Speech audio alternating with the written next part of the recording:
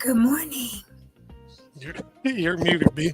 Brian's muted. I will start off and say good morning, Altadena Talks family. Welcome to episode 217 of Altadena Talks podcast. I am Toni Bailey Rains, Toni Talks episode. This dude to my left is...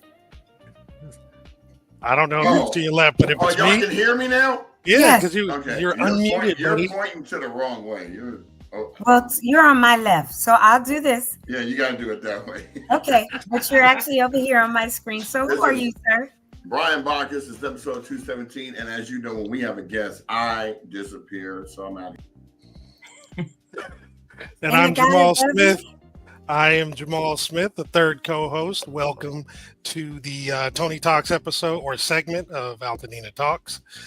And I'm going to let Toni introduce our guest as she does have some errands to run. So the funny thing about today, it's the Toni Talk show, but Toni is not going to be on the show because I do need to go and run some errands that have to do with our luncheon, our community luncheon next week that we're having next Saturday.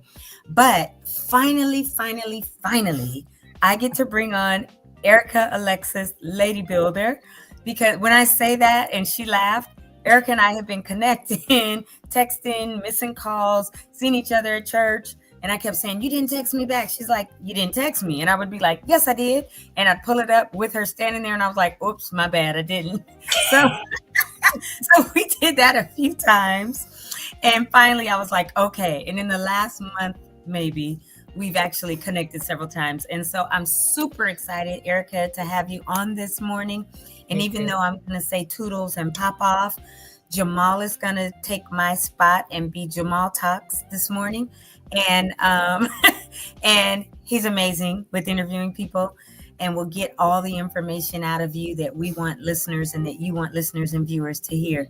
So I'm going to say toodles. I will see you all on the show tomorrow. I might pop back in, but anyway, from my cell phone.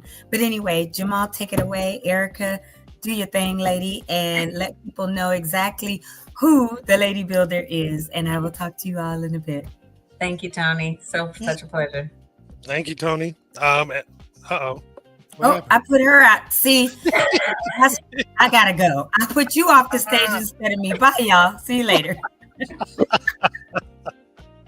I love it.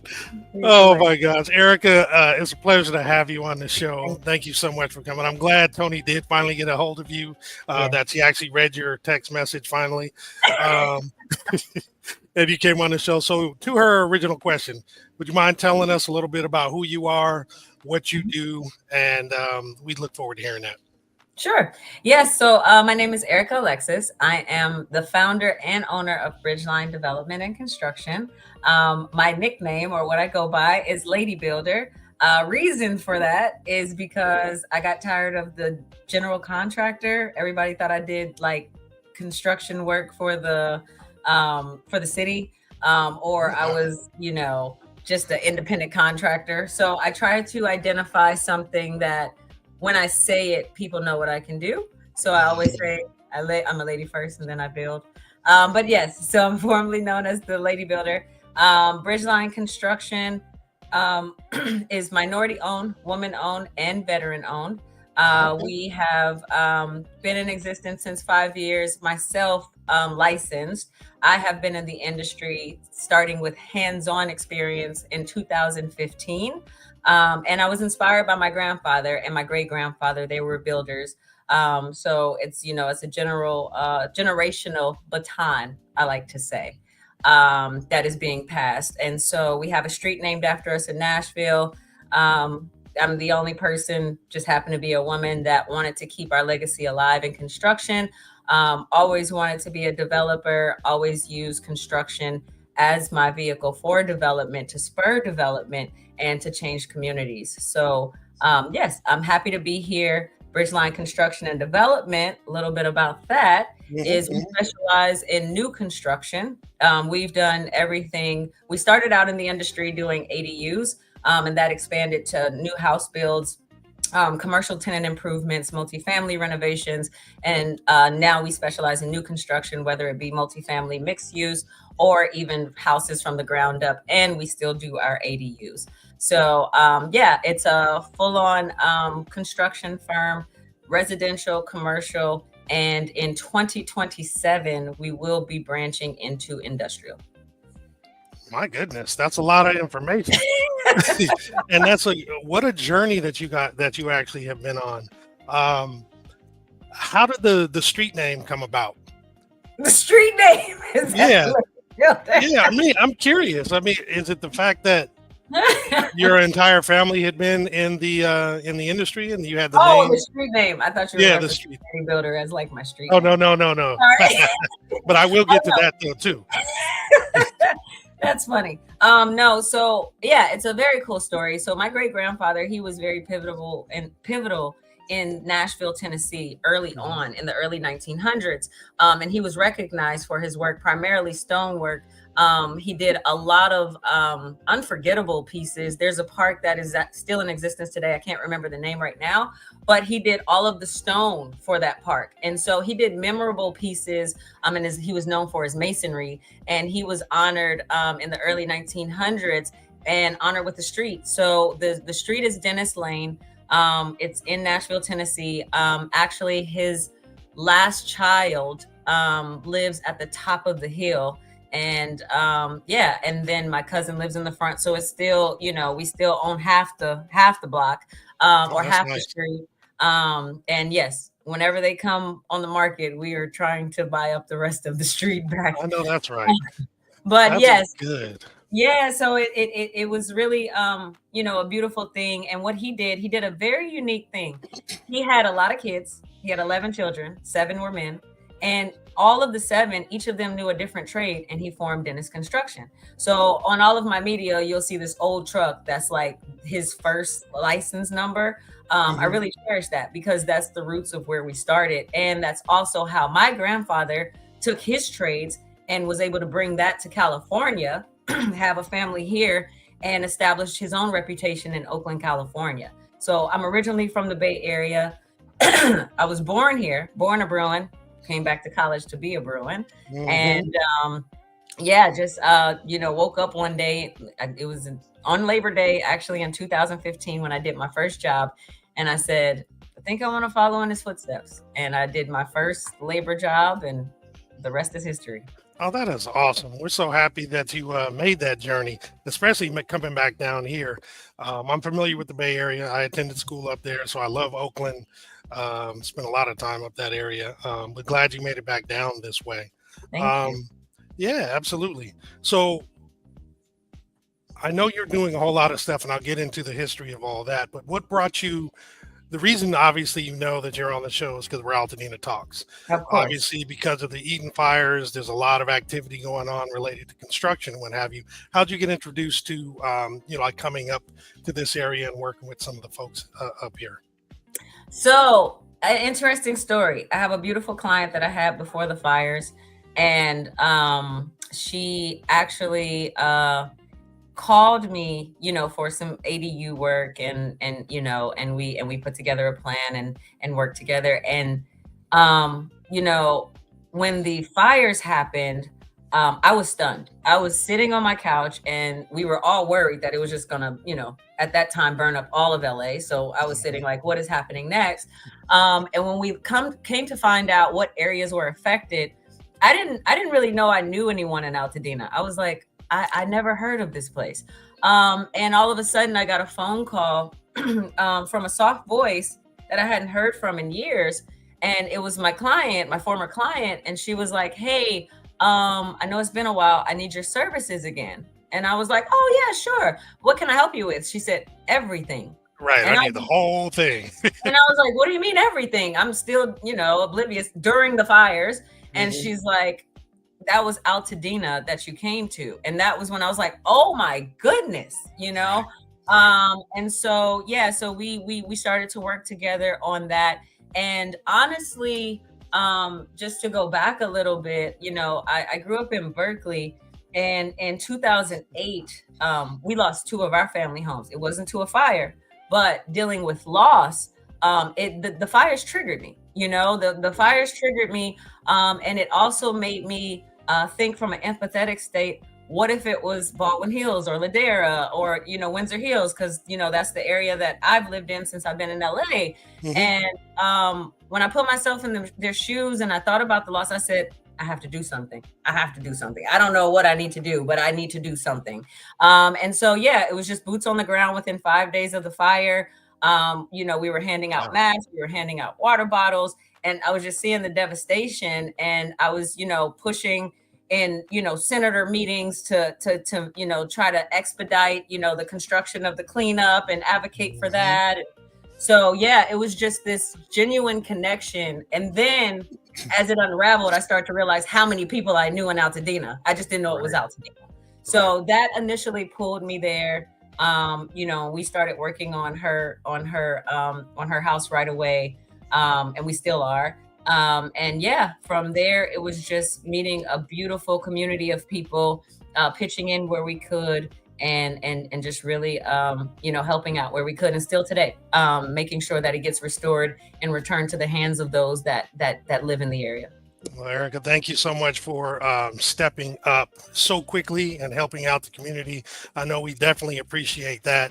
And that aha moment of, oh, I didn't know that was Altadena, ironically happens quite a bit for folks who literally, are not that familiar with it, or only come, every now and then, not really, putting two and two together, so to speak. Because it was kind of like an oasis away from, the hustle and bustle of the city. It was kind of I just remember it was beautiful. I'm glad I experienced it, because driving through that neighborhood, it was nothing like it. And when they say preserve culture, I work with architects to make sure that is the priority, because it was really beautiful. I remember that city. We appreciate that. And you just made a comment about working with architects. And this is one of the points that Toni wanted me to make sure that I brought up as well. Just to clarify, in terms of your business model, you only are a builder, right? You're not the one-stop shop where you'll do the design and all that stuff. Okay. So do you have several, so let me back up. If someone wanted to work with you and didn't have an architect, for example, do you have any relationships with existing architects that you can refer them to, or do you just kind of let people kind of figure that out? And when they come to you, they already have that stuff planned? Thank you. That's a great question, because I think it was really blurred in the beginning, the design build concept. In-house, we do not have any designers, but we work really close with designers and architects, and we have designers and architects that we've done design build projects with. If you think of it, you think of it a joint venture partnerships. So that's our vetting of those people. And we know how they work, right? And so what we do is we try, if they come to us, because I have a lot of clients that come to me and they're like, I don't know where to start. I will still be the point of contact through the process, but realistically, they won't get to me for at least 6 months to 12 months. However, as far as, my contract, right? And us starting to work together. However, working with us and also my architects and my designers, I like to still be in the meetings so that I'm familiar with what is coming about. So I technically don't have anybody in-house that's drawing the drawings, but we do work with several architects and about, I believe, 4 are local to Altadena. And so those that actually, really want to preserve the culture, somebody that understands, we do have those in-house external referrals that we can give, and we have experience working with them. So it's not just 2 new entities put together. So which is very No, it is very important, because you want to know who you're working with. You want to be able to trust them. You want to be comfortable sharing that, that resource with your clients, and be comfortable that they're going to do the right thing. So those 4 architects you dealt with, you obviously was before the fire. Is that correct? Yes. That's why you have that established relationship. So I imagine that during this process, you're probably going to make some more contacts with some other folks that, as you work with new clients, they're probably going to bring some other folks into the folds. We've met some beautiful people, and I have some projects in process with some great architects local to the area. And also, there's a lot of minority architects that I'm exploring, through this process. So it's been a beautiful thing because I mean, we need to rebuild LA. There's a housing crisis all over. So, after we rebuild Altadena, there's definitely, ways to go about. So I'm really grateful for the people, minority and non-minority architects that I've met along the way, and how we vetted each other, warm referrals, things like that. So yeah, I'm very excited about it. Awesome. So I'm curious to know how many people you are currently working with. Obviously, your initial client, former client, reached out to you and said, "Hey, look, I need the whole process." But now that you're here, I'm sure you're exposed to additional clientele. Curious to know how many you are working with, how many you plan to work with, and then how does that balance out with the rest of your business model? Because we've had a couple folks, a couple builders start working in Altadena and say, "Hey, look, I'm going to exclusively work here until basically the job is done." Because with over 6,000, structures or homes, there's plenty of work for everybody. So just curious, how many are you working with now, and what do you think your capacity might be? Of course. So when we say exclusive, I have 7 signed exclusive contracts. But because it's a sensitive subject, I really was not pushing anybody to sign with me early on. These are just people that really wanted to work with me, and they're like, "I'm not going anywhere else." So I have I would say probably about double that they're in design, but I still want them to have the opportunity to shop. So I would say like 7 right now. We are trying to max out at 10 a year. That's like our capacity as we speak. And what we did internally over the year, we've just been working on, the importance of scalability and making sure that we have the workforce. So we've really tightened up on processes and procedures. And outside of waiting, because right now a lot of our projects are still in queue. And so that gives us the opportunity to build to the demand. And so right now we have about, I would say probably about 5 or 6 projects in LA where we're using that to build our internal team, able to basically section out, a sector for Altadena. We have 2 other foremen that would basically, we have a foreman and a superintendent that would take over the Altadena area. So I would be there, but we would have somebody that is dedicated to Altadena. So that's how we kind of shielded. We've been working diligently in the last 6 months because I would say probably in May, we were overwhelmed. 29 estimates came in 1 month and we were like, whoa, okay. Yeah, we're used to 5 to 10, but 29 is a bit much. And so we really hunkered down and, altered our business model to really fit the need and for it growing. So our anticipation is if we're building in 10 years, we've always wanted to make sure that we prioritize Altadena getting back because this is something they didn't ask for. So we're trying to basically work out a business model where we can scale up to 100. Of course, that takes partnership, which we have been diligently working on. But we also want to make sure that once we start on a project, we're not scattered. It's like you have a dedicated team that is start to finish. And that is something within our business model that luckily we've had since 2015. You'll see on my website, there's a place where it says people that work with us, they have to know a minimum of 3 trades. It's one so that, it's primarily so that they can stay on the job as long as possible. It makes it easier for me. It makes it easier for the client, and it's familiarity, and ownership of, whatever work is completed. So. Well, thank you. That's a great answer. Definitely happy to hear it. We don't want folks to, kind of start stuff and not finish. Not that they would, because it would mess up their business, but you never know. Some folks might try to do that and still do a bunch of other stuff just because they're focusing on the money. I love what you said about focusing on Altadena because they didn't ask for it. That's one of those things that we talk about quite a bit. Most people who are in this situation, they really didn't know what to do because of the fact that they didn't plan on this. And most people who plan on rebuilding or remodeling or something, they have the time to take, look up things that they want, look up builders, look up plans, look up ideas and stuff over their time frame. But this, it just put people into a situation where they had to make some decisions and figure out how to do things. So thank you for that response. So one of the things you would mention is you have a few people who are still in the design phase. One of the things that we ask folks is, what's the process with working with you? And I always ask, at what point in time does money play or come into play? So if I wanted to work with you, and we'll get to your website too, because I kind of want to walk through, the process via the website. But if you can just verbally explain, hey, if I wanted to work with you, what are the steps that I would take, and what happens up until the fact that we sign a contract? Oh, yes, for sure. So the first thing is just what I've learned over these past few months is this is a different market. And when I say that, like I said, this is somebody that didn't choose it.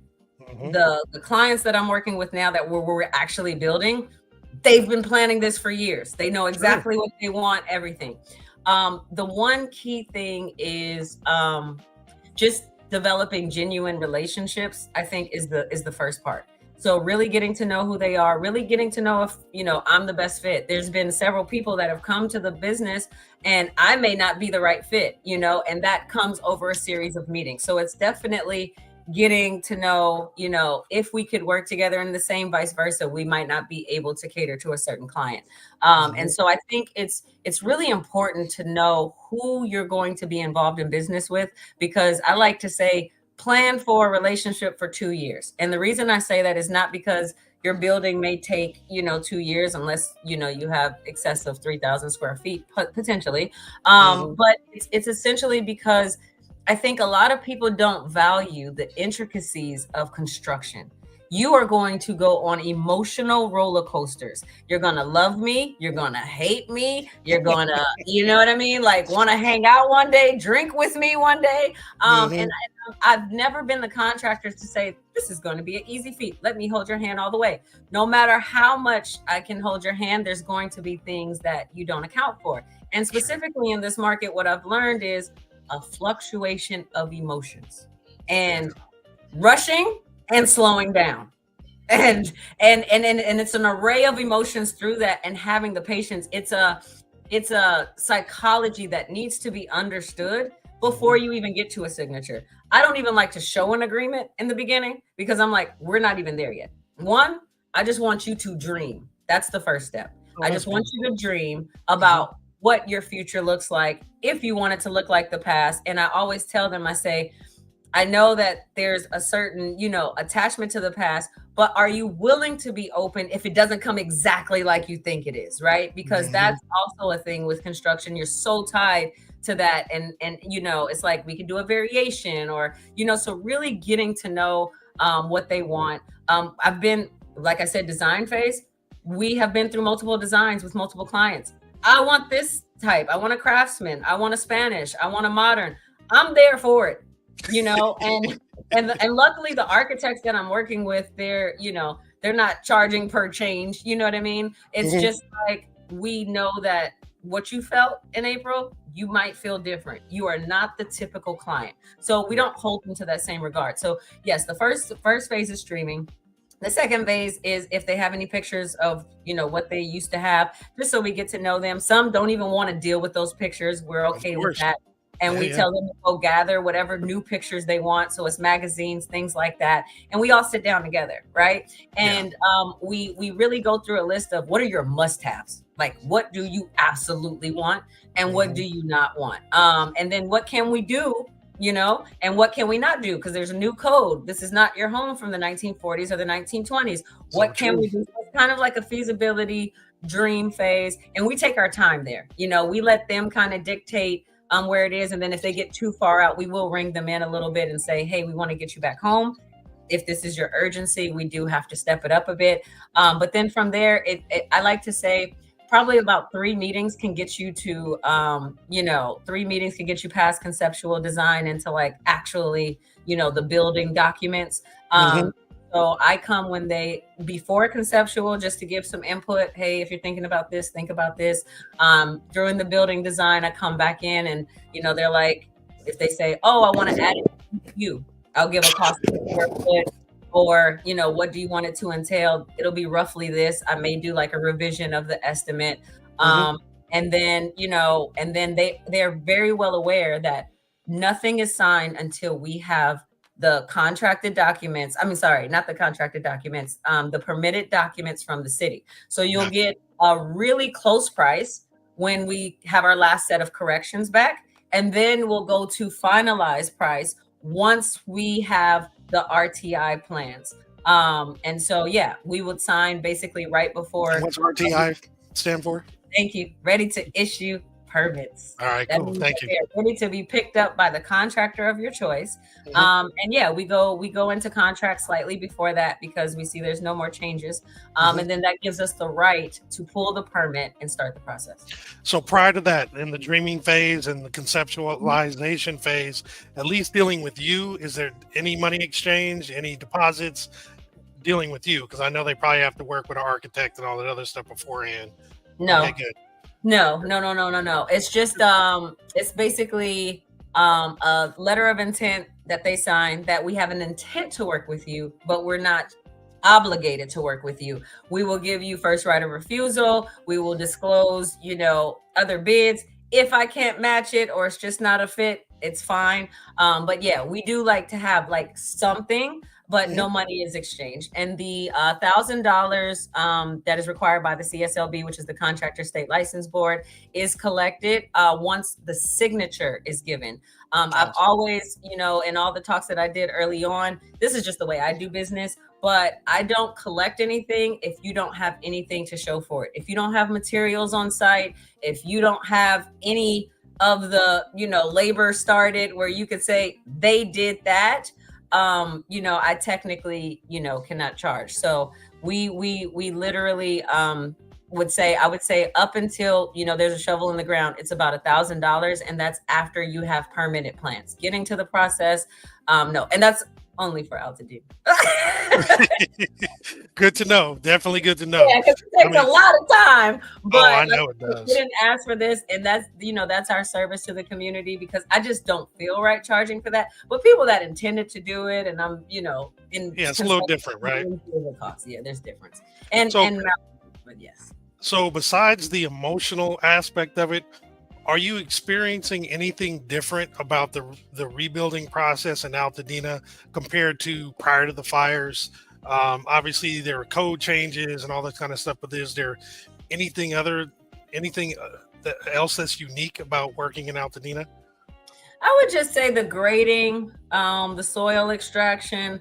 That's the biggest thing. The soil contamination, the environmental concern, all of that is just really, I had a great idea. Everything transpires fast, but it was, basically to connect all of the contractors that are building on one block together. To use and facilitate these open streets. We may need a laydown area. We may need to schedule all of our utilities so we open our street once and not multiple times when we have different permits. We may need security. We may need light poles, securities on light poles. We may need a cleanup area. We may need a trailer. So I'm definitely a big advocate on the, streets that, I'm on, that we just really connect. I may not be your builder, but I would like to know your builder, because there are a lot of things that, we have to look out for. And the other thing you mentioned earlier, the advocacy that I push for, like I said, I'm a remnant of 2008 and half built homes. And I just really don't want that to be the story here. And we've been really talking a lot about, after the attention goes away, we do not want half-built homes. And how do we start that? It's really with the conversations up front, really understanding that the contractors, if they haven't worked with, banks, or they haven't worked with insurance companies, there's delays in payment. Can you carry 30 or 40% of the job, before you go? And what is your plan for financing? Do you have credit lines? Like, these are the things, where it's, are we buying the materials? Are you buying the materials? They have bulk buying that can help contractors as well, and so I think just really paying attention to kind of what you mentioned earlier. It's kind of like going to the grocery store hungry and everybody's like, oh, I want this, I want this, I want this. And then it's too much and then they buckle. I think that is also the importance of sharing the information of who your contractor is with your neighbors so that they can help each other out. Because lo and behold, we have a workforce crisis in the city. And that is one challenge.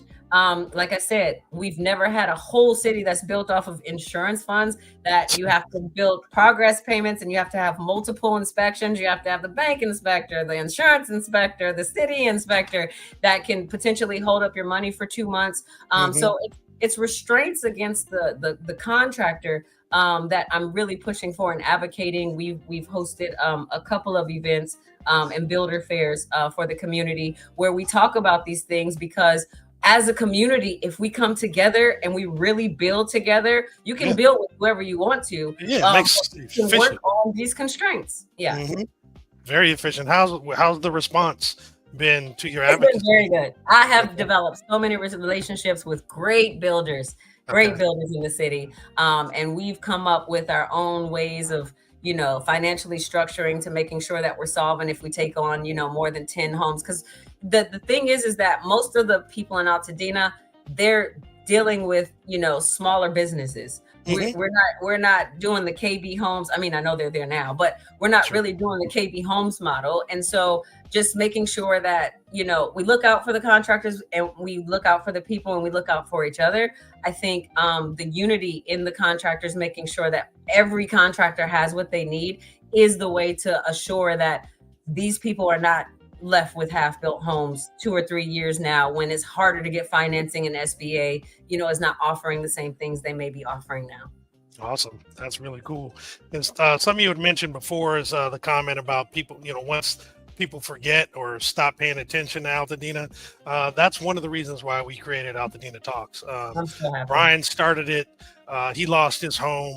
He had actually done a live. We kind of go through this scenario and explain it on the show periodically, but he got a lot of responses because he went live where somebody was giving out some supplies for folks who had lost their home. Got a ton of responses from it, and then did another one. And one of those things, we talk all the time. We used to talk every day, even before the fires. And he was telling me about the responses. I was like, yo, you should go ahead and do a podcast, get this out on a regular basis. He's like, sure, I'll do that. Only if you do it with me. So it was one of those things like, all right, cool, let's make it happen. We brought Toni in. She was bringing all the information. Turns out we're getting it from her. But we really want to keep a focus on Altadena. We really want to make sure that the community is felt, that people know that we want to have this come back. Brian, you popped on. Go ahead. So you don't know this, but Jamal hates talking on podcasts. You can't stand this kind of conversation. I'm fine with. No, we have had a company for 8 years, and he will never come on the podcast except for maybe 2 or 3 times. So by me forcing him to come on with me, it actually gave me support.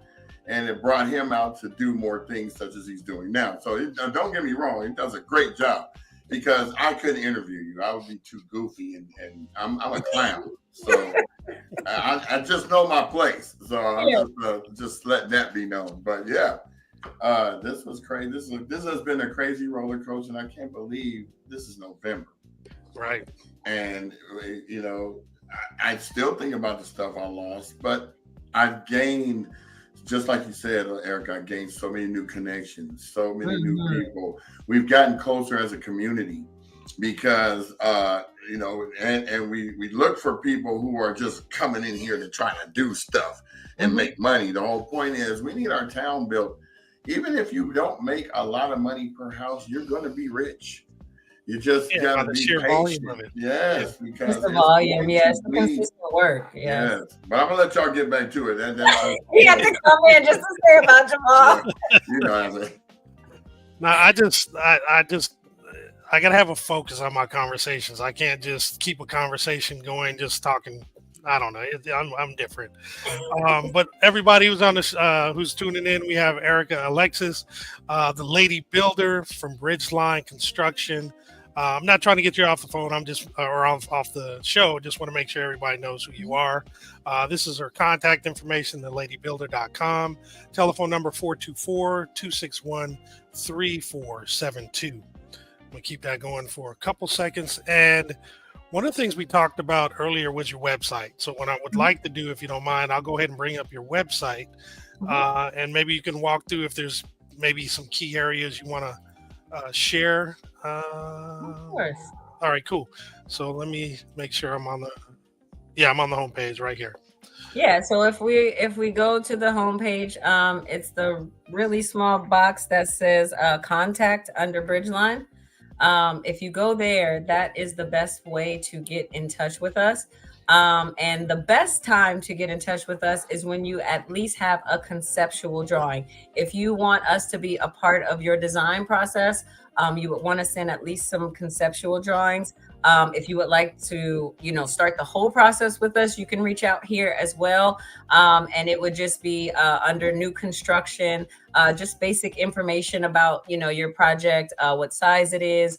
And then you would just submit that. If you share any more details, what would help us is to know what stage of the process you're in. If you're, from the start, like I said, we have several architects and designers we can connect you with. If it's, I'm ready to put a shovel in the ground, here are my approved plans. Just let us know that you have permitted plans or whatever stage you're in, and you submit that, and we'll get back with you within 24 hours. Oh, wow. That's a good turn time. 24 hours. Okay. Yes. 24 hours for the response time. And then from the request of bids, if we have, all of the drawings, the structurals, the architecturals, everything, it takes us 3 weeks with our current wait time right now. All right. That's awesome. Anything else from your website you want to share? Not really. Okay. No, I get it. It's probably just more informative information about the business. And what we've done and who we are and all of that type of stuff. But thank you for it. Perfect. Absolutely. So one of the things you had mentioned, and I know it's a big concern, is your labor. I don't know if it's shortage or concerns. Obviously, with ICE and all this other kind of stuff going on, what are you experiencing right now?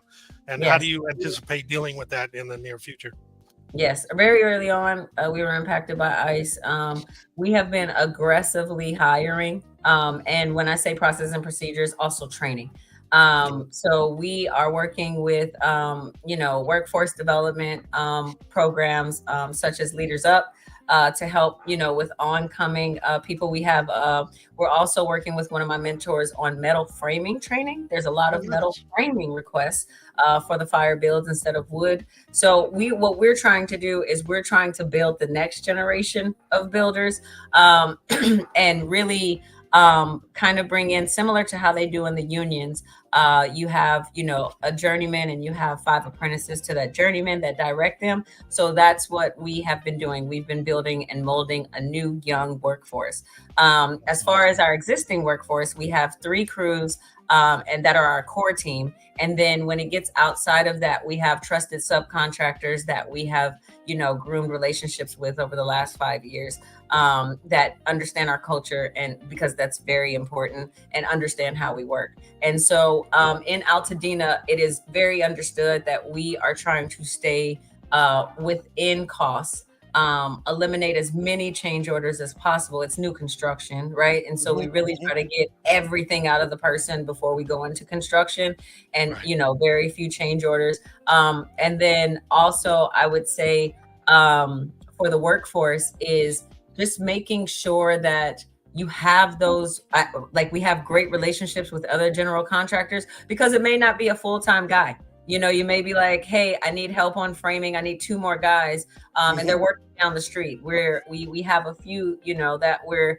doing grading, and we just share the guys. And that's what I was talking about earlier of coming together. So our core team, yes, we have 3 core teams. And people think I'm crazy. So what makes us unique? I'm a general contractor, and usually general contractors are known from subcontracting. And for some reason, I'm a true believer, as I have to have my own team. Yeah, you got to do your own work. It feels like Bridgeline and they have to do things to our standards, because you get with subcontractors, the ones you don't know, and you're like, what am I getting into? And it's just some kind of familiarity of knowing what they're capable of and how they can grow. And so, for labor workforce, we are aggressively hiring. You'll see it on my LinkedIn. You'll see it on our page.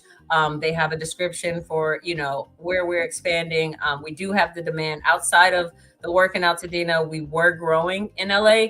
And so we are looking, and also training, and we are very forgiving on, like I said, but we're very forgiving in learning, but you have to be willing to learn at least 3 trades. That's the kicker.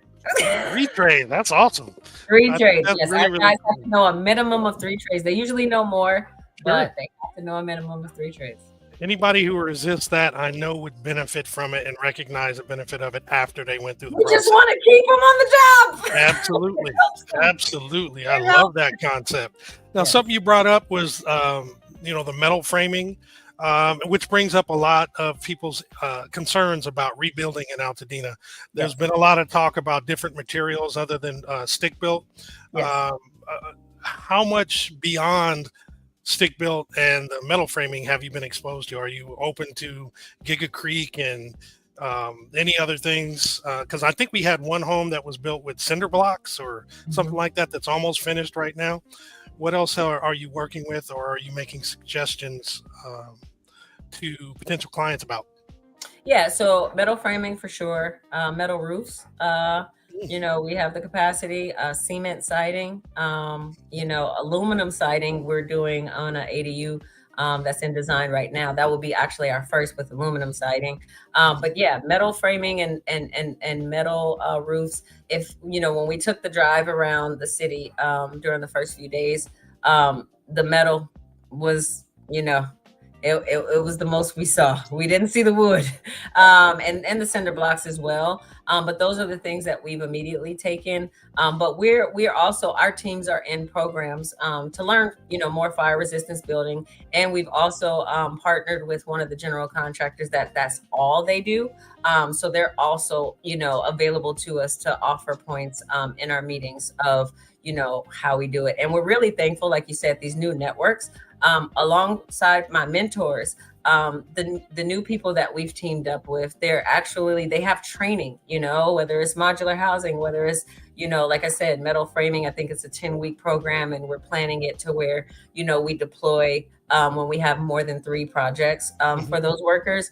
And these are funded programs by the government. So I think one beautiful thing that's happened in Altadena is it's brought us out of our box of just building per code. And yes, the code did change. But I think the real thing is, who are you building for, and how can you build, and what budget you have, and I really believe in the resiliency of a community is just, thinking forward, whether it be microgrids, you have a whole clean slate of plates, and it just takes one extra conduit in the ground, for everyone to basically kind of not be so dependent on the, energy system that, infrastructure that we had before, things like that. It's been several opportunities for us to think outside of the box, and for Altadena to pave the way to show how LA can be rebuilt. We're of an old infrastructure, and this is the first model. So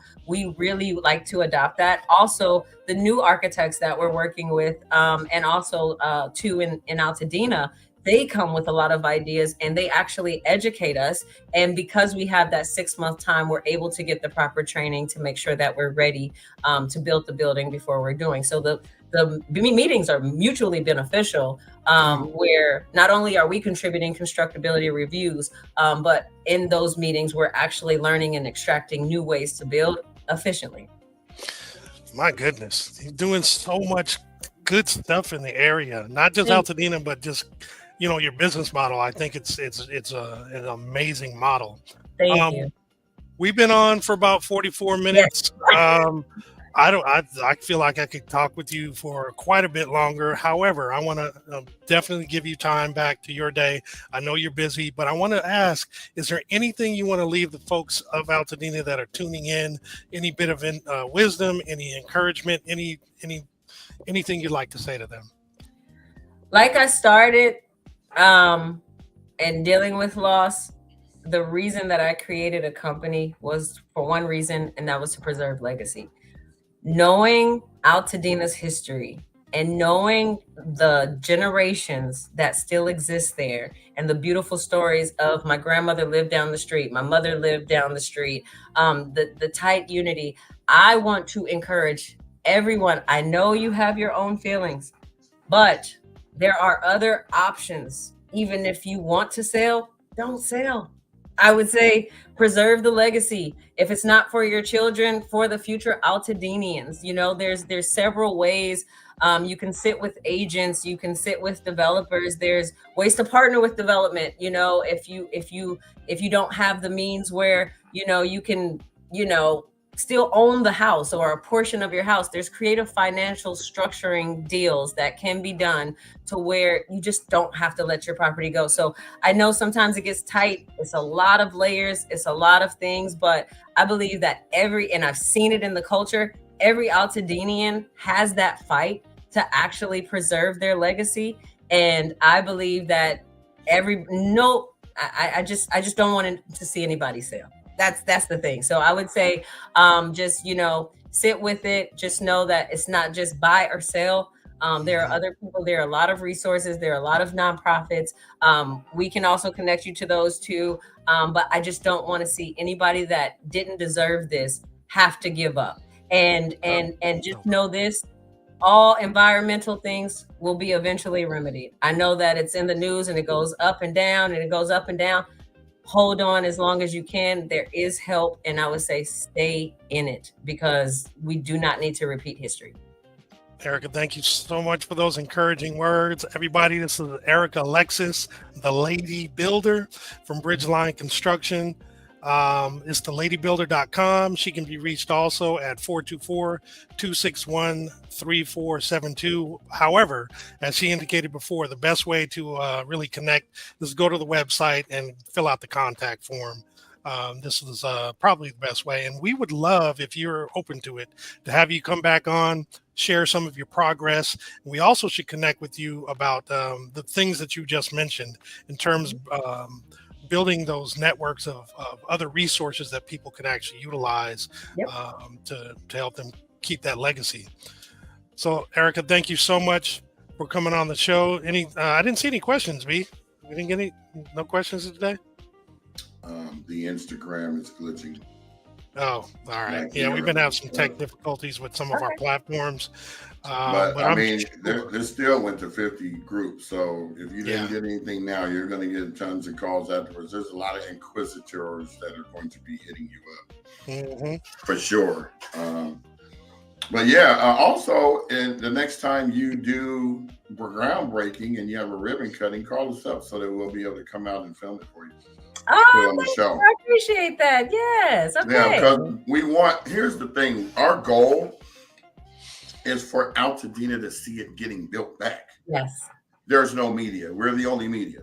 You're right. You got certain people that go and post on Instagram and stuff, but we're the only ones broadcasting it. We're bringing the builders on and then showing you their work.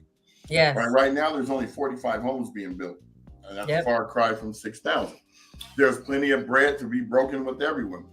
And everyone should jump into the fray. Just like you said earlier, I might take 2 workers from this job after they're finished with that to move them over here because I need the integrity of the job to stand on its own. Yep. So that's what we're here about. We're embracing all the builders who are doing something. I mean, obviously, if you're building someone's house, you got the proper credentials, or else they wouldn't let you build it, right? Exactly. You don't want to go to a house of cars, the popsicle sticks. Yes. And I would like to add one last thing. If you have the opportunity to build an ADU, think of it as a wealth builder. We should actually have a whole conversation about that. Yes. Yes. That's what we started as. Build your ADU on the back of your property, live in it, build the house in the front and rent it out. You know, first of all, half these people that have homes are either over 80. Their kids have already moved out if they're between 50 and 65. And they don't want to be paying all that electric bill, pool water, all that. I would move to the and back. cleaning that large floor. Right. Exactly. Y'all can go ahead and take that whole house. Just give me 100 square feet with a kitchen. A kitchenette. It don't even have to be a full kitchen. I just reserve the right. We're building that to right be able now. to cook Thanksgiving in your house on that day. That's right. So one quick question, I kind of alluded to it earlier. I mean, you thought I was asking about that, but do people actually call you, "Hey, Lady Builder"? Is that one of the things they do? Yeah, it's actually, and that's why I laughed when you put it on the website, because it refers to the same area. No one remembers my company name. Everybody just says Lady Builder or the Builder Lady. They always do it whichever way, but nobody remembers my name or the company name. So you just embraced it and start putting it on Instagram and all that. Oh, well. Yeah, why not? They call me Murdoch. It's memorable, and everybody know who you're talking about. So that's right. Well, again, thank you so much, Erica. Thank you. This was a pleasure. Yes, and I would love to stay in touch and keep in touch with the progress. Awesome. Perfect. We'll definitely do that. Thank you for having me. Certainly. Have a wonderful day. Thank you. You're welcome. Bye-bye. All right. Bye-bye. So I'm gonna jump into the slides real quick, and then I gotta run. So jump into the fray. How many you got going? I'm gonna do this initial one about the water, the rain and stuff, and then I'm gonna fast forward to some of the other stuff for the week, and then we'll be done. So here I go. Let me take this banner off. Erica was cool. I liked her. Here we go.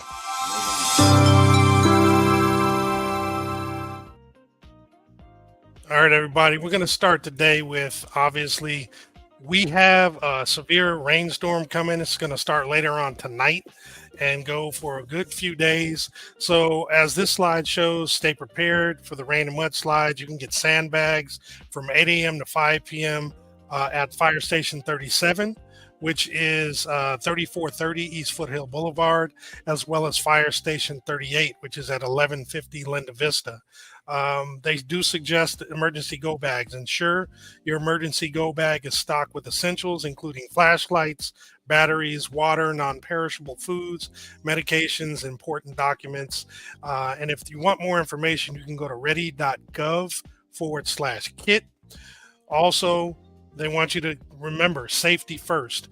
Rain in burn areas can result in sudden and unexpected hazards. Follow the safety tips. Use caution around any downed or dangling wires. Always assume it's live. Never approach or touch any wires that are down or dangling. If you see anything, immediately call 911 and avoid flood-prone areas. Do not attempt to cross flooded roads, trails, or streams. And lastly, for staying informed, follow the City of Pasadena on social media at City of Pasadena for both Facebook and Instagram. You can also register for the Pasadena local emergency alerts at bit.ly/ in all caps, PLEAS register. And then for LA County debris and mud flow forecast, you can go to bit.ly/ capital M, capital D, capital F as in Frank, or ORECAST. And then I'm going to advance through these rather quickly and just go to the stuff that's coming up. So that was yesterday. Sorry about that. So we have today the Pasadena Village on the Go Expo. It's from 10 to 1 p.m. So you still have a couple hours to do that. It's at Robinson Park Recreation Center at 1081 North Fair Oaks Avenue in Pasadena. It's basically a fair where you can connect with businesses and organizations who provide transportation solutions. This includes rideshare, public transportation, e-bikes, and delivery options. You get to learn new ways to get around and to connect what you need. You can register by scanning the QR code, or you can call 626-765-6037. And then again, Friday from 4 to 6 at Webster's Community Pharmacy, which is at 2333 Lake Avenue. You can actually meet the artist Mayana, who has Mayana's Body Butters. It'll be again from 4 to 6. They're going to actually have light charcuterie board, and my camera just messed up, as well as complimentary gift We wrapping. can still hear you. Okay, cool. I use those body butters. Go back to that slide real quick. Yep, here I go. Oh, Webster's. Okay, on Friday. Okay, cool. Yep. Tomorrow. Nice. Tomorrow, yep. And then there's Eaton Fire Survivor Network is providing a virtual rebuilding summit. It's going to be Saturday from 9 to 5. It's going to cover many different topics. As you can see, guide to grants and financial assistance, staying control, budgets, and so forth. You can scan the QR code to actually register. And I encourage you, if you're interested in getting additional information about the rebuild process, please do that. And let me see, am I going to go any further? Hold on, let me see. No, I'm going to stop here because everything else is for Saturday. I can go over those tomorrow. I'm going to bring Brian back on. I'm going to get my camera going again. And I am going to have to part. Oh, there you go. How's imitating you? I should come back. Yeah, there we go. So again, we want to thank Erica Alexis from Bridgeline Construction for coming on the show. And I'm going to go. I'm going to say peace. I don't know if you're going to stick around or are we both going to say peace? You ain't leaving me here in the dark. Forget that. I'm All right. leaving too. Well, yeah, I got to take care of something with wifey. So I'm going to say peace, everybody. Thank you. See you tomorrow.